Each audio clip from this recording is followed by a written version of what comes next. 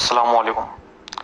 आज के लेक्चर में हम बात करेंगे अपने one of the most important topic add manager के बारे में कि फेसबुक के ऊपर पेड एड कैंपेन्स किस तरह से रन होती हैं, उसका पूरा स्ट्रक्चर हम समझेंगे कि कैंपेन्स क्या होती हैं, उसके स्ट्रक्चर्स क्या होते हैं और काफ़ी सारी इंफॉर्मेटिव बातें हम इसमें डिस्कस करेंगे कि अब से जो आपके टॉपिक स्टार्ट हो रहे हैं वो उनकी इम्पोर्टेंस बढ़ती जा रही है। अब तक हमने कुछ बेसिक चीज़ें, बेसिक ओवरव्यू पेजेस के लिए और कुछ बेसिक स्टफ डिस्कस किया। अब जो चीज़ें स्टार्ट होंगी उनको आपने थोड़ा गौर से सुनना है क्योंकि वो डायरेक्टली इम्पैक्ट करेंगी इवेंचुअली आपकी सक्सेस पे। तो सबसे पहले तो ये समझ लेते हैं कि फेसबुक में जो पेड एड्स हैं वो रन कहाँ से होते हैं, प्रॉपर तरीक़ेकार क्या है उसका। तो सबसे पहले तो मैं अपने पेज के ऊपर जाता हूँ। पेज पे मैं यहीं से क्लिक कर लेता हूँ लेदर क्रू पे।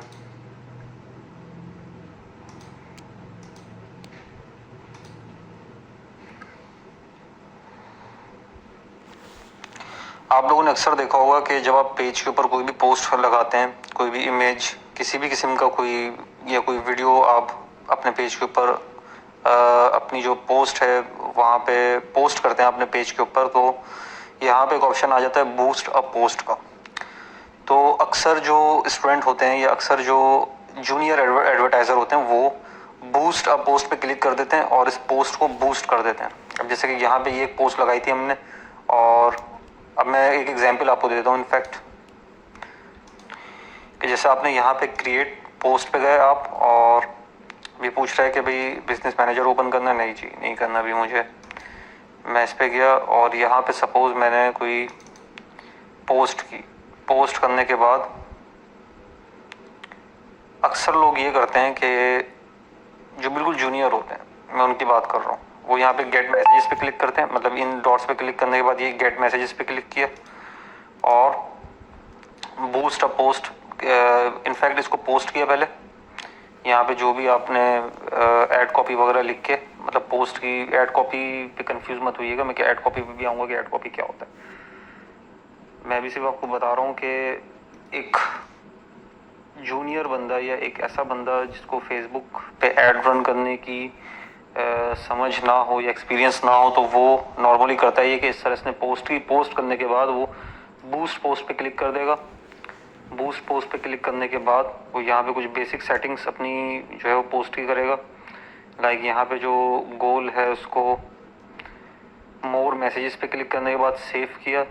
इसको सेव करने के बाद मैसेंजर के ऊपर ही यहाँ पे मैं इनफैक्ट मैसेंजर पे ही क्लिक रहने देगा और यहाँ पे अपनी ऑडियंस सेलेक्ट करने के बाद जो भी ऑडियंस है, आप people you choose through targeting audience detail. अब जैसे मैंने यहाँ पे क्लिक किया तो यहाँ पे उसने एक ऑडियंस अपनी सिलेक्ट की कि भाई मेरा जो ऐड होगा वो मैन और वेमेन दोनों देखेंगे और उनकी एज होगी सपोज 20 से 35 साल के दरमियान और वो रहते होंगे पाकिस्तान में।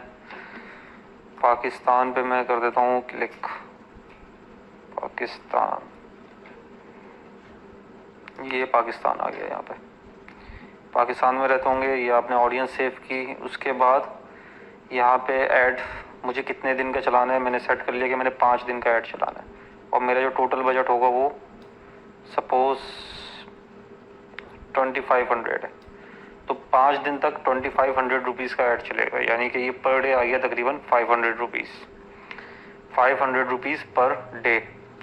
तो ये करने के बाद यहाँ पे पेमेंट मेथड सेलेक्ट किया, ऐड पेमेंट मेथड, कि आपने फेसबुक को पे कैसे करना है। बेसिकली आप फेसबुक को पे करना चाह रहे हैं कि वो आपकी जो पोस्ट है उसको बूस्ट कर दे, विच मीन्स के ज़्यादा से ज़्यादा उस पोस्ट को रीच कर सकें और रीच करने के बाद आपको मैसेजेस करें और जो भी आपने पिक्चर लगाई है अपनी प्रोडक्ट की उस पिक्चर के ऊपर आपसे उस पर बात करें और इन दी एंड आपकी सेल क्लोज हो जाए और आप वो प्रोडक्ट बेचने में कामयाब हो जाए।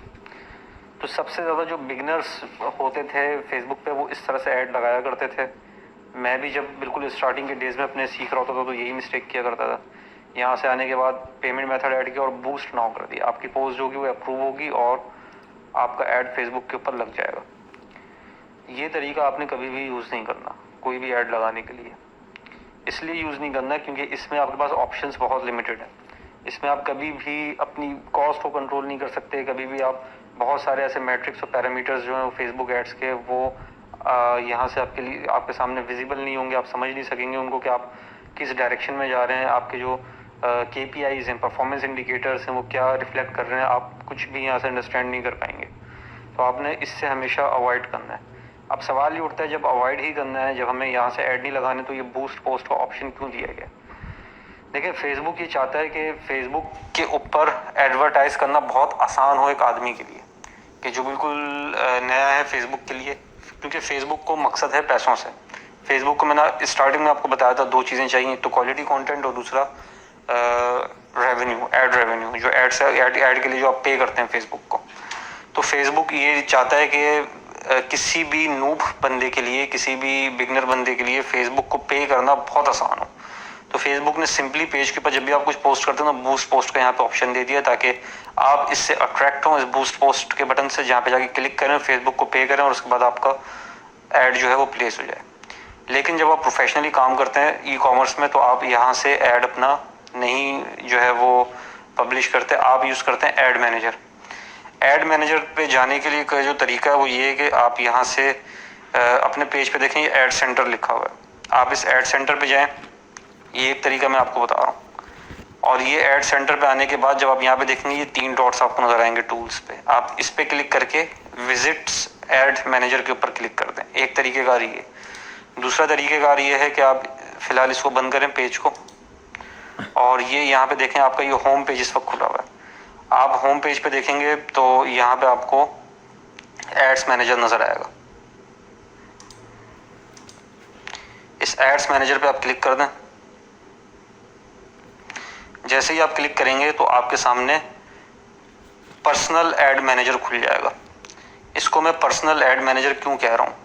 क्योंकि फेसबुक पे जब आप ऐड पब्लिश करते हैं तो वो उसके लिए 2 एरियाज होते हैं। एक होता है आपका बिजनेस मैनेजर, एक होता है आपका पर्सनल ऐड अकाउंट। ये दोनों चीज़ें डिफरेंट होती हैं। इन दोनों चीज़ों को हम डिटेल में समझेंगे अभी, बिजनेस मैनेजर क्या होता है और आपका पर्सनल ऐड अकाउंट क्या होता है। सबसे पहले तो हम अपने पर्सनल ऐड अकाउंट को पूरी तरह से समझेंगे, उसको अंडरस्टैंड करेंगे। बिजनेस मैनेजर में कुछ एक्स्ट्रा ऑप्शंस होते हैं हमारे पास, स्पेशली जब आप मल्टीपल ऐड अकाउंट्स मैनेज कर रहे हो, आप जो है वो मल्टीपल पेजेस मैनेज कर रहे हो, मल्टीपल यूज़र्स हों उसमें, तो और इसके अलावा आपके पास कह लें कि मल्टीपल वेबसाइट्स हों, मल्टीपल पिक्सल यूज़ कर रहे हो आप। पिक्सल का मुझे पता है आपको अभी ज़ाहिर कॉन्सेप्ट नहीं पता कि पिक्सल क्या चीज़ है, लेकिन वैसे ही मैं आपको बता रहा हूँ कि जब आपके ऑपरेशंस बढ़ जाते हैं, जब आप मल्टीपल एरियाज़ में काम कर रहे होते हैं, मल्टीपल पेजेस के साथ, मल्टीपल ऐड अकाउंट के साथ, मल्टीपल वेबसाइट्स के साथ, मल्टीपल पिक्सल्स के साथ, मल्टीपल क्लाइंट्स के साथ, तो वहाँ पे आपको यूज़ करना होता है बिजनेस मैनेजर।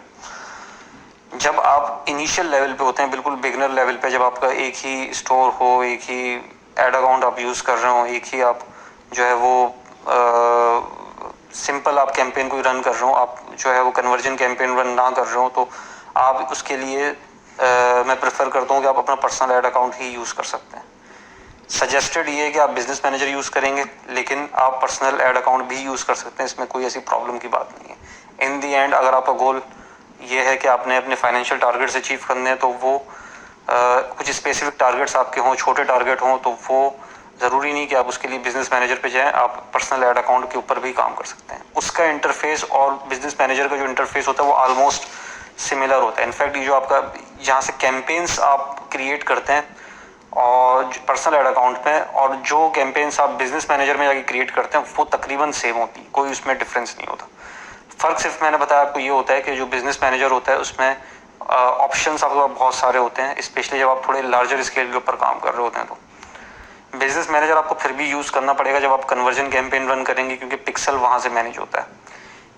अब यहाँ पे मैं क्या बातें कर रहा हूँ कि भाई ये कैंपेन्स क्या चीज़ होती हैं, क्या भला है ये मैसेजेस कैंपेन क्या मैंने कह दिया, कन्वर्जन कैंपेन क्या कह दिया, पिक्सल क्या कह दिया। घबराने की बात नहीं है, घबराना नहीं है। आपने सबसे पहले आपने सिर्फ फोकस करना है इस चीज़ के ऊपर कि मैंने 2 स्टेप्स किए। अभी पहला स्टेप मैंने ये किया है कि मैं अपने जो पेज था, होम पेज था, होम पेज से मैं अपने ऐड मैनेजर पे आ गया। ऐड मैनेजर पे क्यों आया हूँ भाई? इसलिए आया हूँ ताकि मैं ऐड रन कर सकूँ फेसबुक पे। इतनी सी बात आपने अभी याद रखनी है। जब आप ऐड मैनेजर पे क्लिक करेंगे तो आप अपने पर्सनल ऐड अकाउंट में आ जाएंगे और उस ऐड अकाउंट से आप ऐड रन कर सकते हैं।